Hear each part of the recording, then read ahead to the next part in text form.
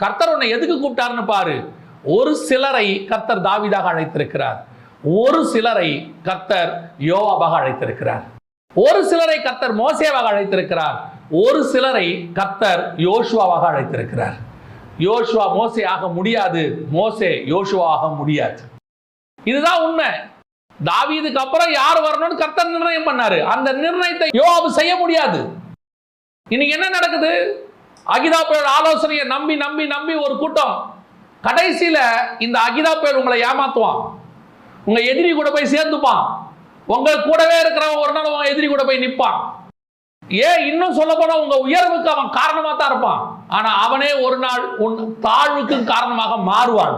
ஆனா உனக்கு கர்த்தர் ஒரு வாக்கு கொடுக்கிறாரு, அகிதாப்பேல் ஆலோசனையை அனுப்பினதும் நான் தான், உன்னை விட்டு அவனை அனுப்பினதும் நான் தான்.